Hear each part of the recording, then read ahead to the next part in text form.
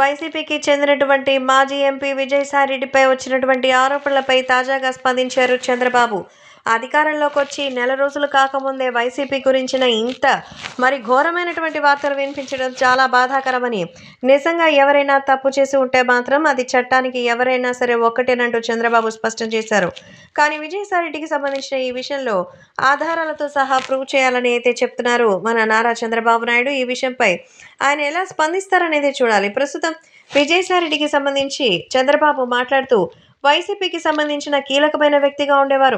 మీడియాకి సైతం ఇంటర్వ్యూలు ఇవ్వాలంటే విజయసాయిరెడ్డి దగ్గరే ఇన్ఫర్మేషన్ అయితే వస్తుంది. మరి అలాంటి సమయాల్లో ఇప్పుడు 67 ఏళ్లు ఉన్నటువంటి విజయసాయిరెడ్డిపై ఇలాంటి ఎలిగేషన్స్ రావడం చాలా బాధాకరంగా ఉందని, అసలు నిజంగా ఇలాంటి ఒక వార్తని ఖండించాల్సిన సాక్షి కూడా ప్రచారం చేయడం హాస్యాస్పదంగా ఉంది. మరి అలాంటప్పుడు నిజంగానే ఇలాంటివి చేసున్నారా అంటూ చంద్రబాబు నాయుడు సైతం ప్రశ్నిస్తున్నారు. ఒక మహిళా నేతకి సంబంధించిన ఈ విషయంలో తన భర్త కంప్లైంట్ చేశారు కాబట్టే కంప్లైంట్ రిజిస్టర్ చేసుకోవడం జరుగుతోందంటూ మరి చంద్రబాబు నాయుడు అయితే స్పష్టం చేశారు. మరి ఈ సందర్భంగా ఒక కొత్త న్యూస్ ఛానల్ ప్రారంభించబోతున్నారట విజయసాయిరెడ్డి. అనేక ఆసక్తికర వ్యాఖ్యలు చేశారు. లేని సమయంలో తన ఇంటికి వచ్చి ఎవరో బెదిరించారు.